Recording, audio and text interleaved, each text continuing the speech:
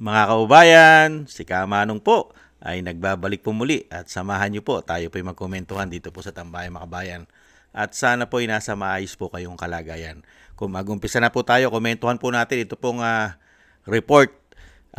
Si Representative Kiko Barsaga pa po ang nag-report sa social media dahil hindi naman po ibinabalita ng malalaking mainstream media, lalo-lalo po pagka ang issue po ay nasa Ilocos Norte. Dahil meron po daw bumagsak na tulay sa Ilocos Norte. Parte po yata ito ng Bill Better More ng kanila pong administrasyon, mga kababayan. At hindi po natin ito nababalitaan sa malalaking mainstream media.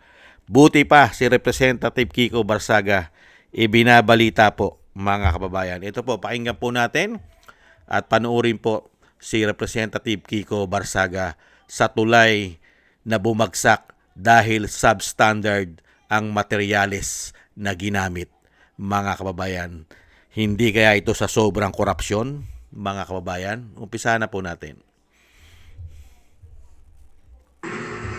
Tignan niyo yung dalawang My fellow citizens, the Ilocos Bridge has just collapsed.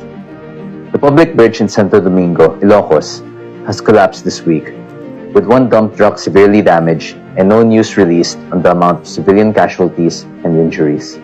These failures of the Department of Public Works and Highways, led by Secretary Vince Dizon, highlights the massive corruption in the Philippines, which has now become the most corrupt country in Asia. No one has been imprisoned from the flood control corruption scandal, and no one is expected to be held accountable for this substandard project. So we can naturally expect that our taxpayers' money will be stolen again, and our civilians will be put at risk by substandard public infrastructure. Pray for our country. God bless the Philippines. My fellow citizens, the Ilocos Bridge Wala po has talaga collapsed. Substandard ang mga proyekto po, mga kababayan. At talagang hindi po natin nakita ito na ibinalita man lang ng malalaking mainstream media. Lagi lang po nakatutok sa mga Duterte. Unbelievable. Kaya mapapaisip ka talagang pati mga mainstream media malalaki ay kasama yata talaga sa male-maleta. Hindi kaya, mga kababayan? Ito po. Ibang klase talaga kayo. Yan po, mga kababayan, yung tulay na sinasabi po ni Representative Kiko Barsaga. Nakakalungkot. Parte po yan ng kanilang Bill Better More. Trilyon ang budget, daan-daang bilyon ang bawat congressman, lalong-lalo po ang mga congressman sa Ilocos Norte ay nagkakamal po ng malalaking budget. Kanilang mga allocables, insertion na bilyon-bilyon ang mga congressman dyan sa Ilocos Norte. Lalong-lalo po yung anak ng presidente. Hindi po ba, mga kababayan, how many billions ang nakukuha nila taon-taon na budget?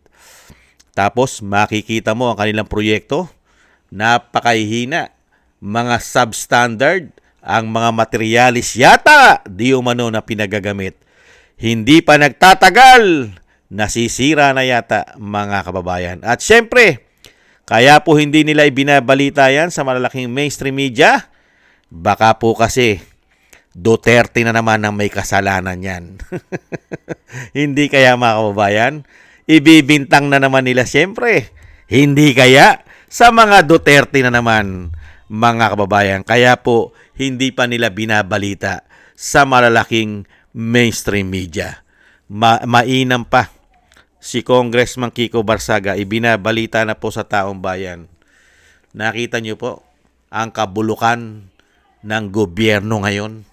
Yung talamak na korupsyon na mahigit 3 taon, ni wala pong nag-iimbestiga. Massive korupsyon, sindikatong korupsyon, walang nag-iimbestiga at walang nananagot. Puro po Duterte.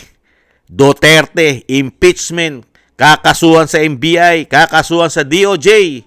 Mga supporters ng mga Duterte, ikukulong. Walang piyansa. Cyber libel, katulad po ni Jason sa walang piyansa. at malapit na rin po nila isunod di umano ang Vice President. Pero po lahat po ng kanilang pinagagawa ay nakikita ng taong bayan. Yan po. Isa po yung halimbawa, example, kung paano po sila magtrabaho. Kumpleto sa pera, kay lalaki ng budget, pero ang resulta, gumuguho, mga kababayan. Tingnan po natin, antayin po natin. Sasagot po yan. Dahil po, pinakalat na po yan sa social media. At puputok po yan. Yan tulay na yan na gumuho. Dahil mismo, binabanata na sila ni Congressman Kiko Barsaga. Tsak naman po, nasasagutin din po nila yan. Kaya nga lang, hindi pa kumpleto ang script di umano.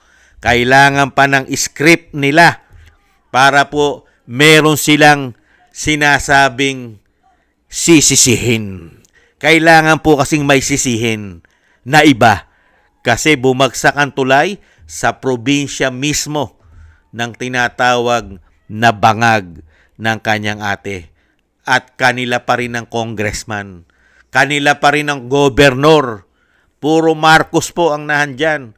Meron pong ate na Marcos, senador. Meron pong congressman, Marcos pa rin. Merong gobernador, Marcos pa rin. At lalong-lalo po ang presidente, Marcos pa rin. Diyan po sa Ilocos. Kaya po, mga kababayan, tahimik muna sila. Kailangan kasing gumawa muna di umano ng script para po, mga kababayan, hindi po basta-basta matuon ang issue sa tulay. Hindi po ba? Dahil kailangan ang issue ay matutok. Matutok po ang issue sa mga Duterte sa impeachment. Yan po ang kailangan tutukan ng mga media. Lalong-lalo yung malalaking mainstream media di umano. Yan po ang kailangan nilang tutukan.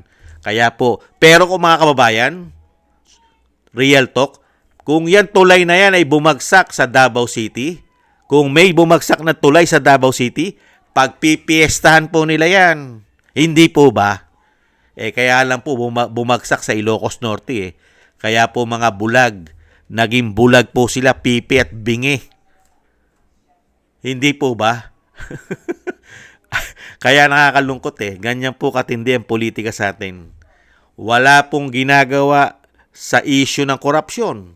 Hinahayaan lang po nilang malaya ang mga magnanakaw na katulad nila di umano. Malayang malaya. Lahat po sila'y malayang malaya.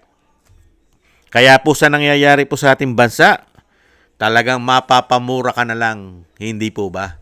Ang tanging magagawa mo na lang sa nangyayari po sa ating bansa araw-araw ay mapapamura ka na lang sa kanila. Lalong-lalo na, meron pa tayong inaasahan sana ng mga men in uniform.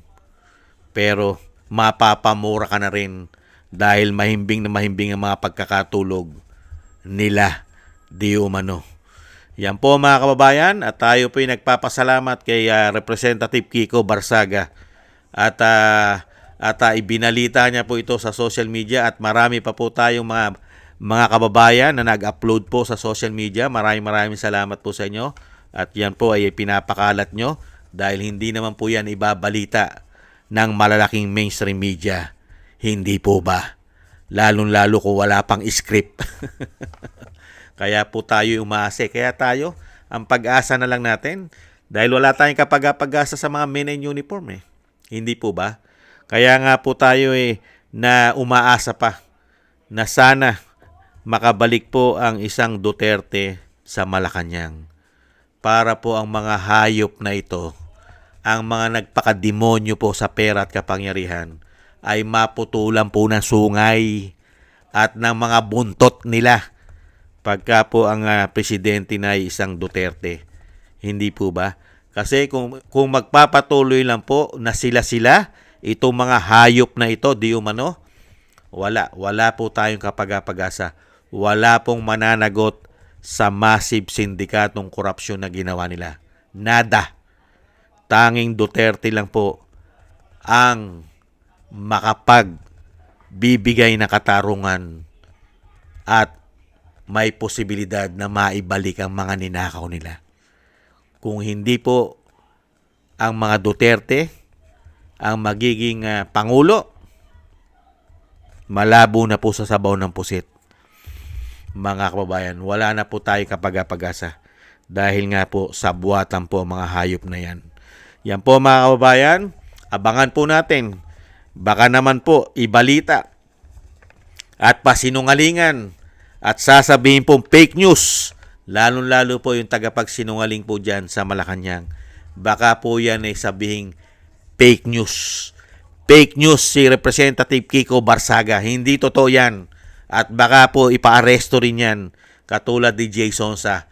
Jay Sonsa, nagpapakalat ng fake news si Representative Kiko Barsaga. Hindi kaya? Dahil sanay na sanay naman po sila sa mga bagay na yan. Pagka po hindi pumapabor sa kanila, fake news. Hindi po ba? Maraming salamat po, Representative Kiko Barsaga. Ingat-ingat po kayo dahil kayo po ay napakarami ng ibinigay na problema po sa inyo. Pati po ang bilyonaryo na si Enrique Razon ay dinimanda na kayo ng cyber libel. At isang damukal din po na petisyon para po kayo mawala sa Kongreso ng mga kapwa nyo congressman na nagpakabuhaya po sa pera at kapangyarihan. Hindi po ba? Pilit po kayong sinisibak dyan sa House of Representatives. Ingat-ingat po kayo. At maraming salamat din po sa nakagusto po natin tambayang makabayan sa YouTube at TikTok.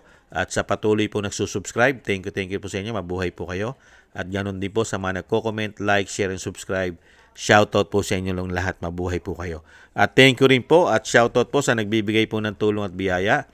Shoutout po kay Eric Hershaw ng Canada, kay Baby Roman, Ate Isa ng Cagayan, kay Jem Aris ng United Arab Emirates, Ani Jo, Tatay Nick ng Toronto, Canada, kay Mila Yi, Felipe Siapno ng Texas, USA, Jesus Valdepena, Rolando Guerrero, kay Ma'am LB at Sir Manny ng North Miami, Florida, USA, at kay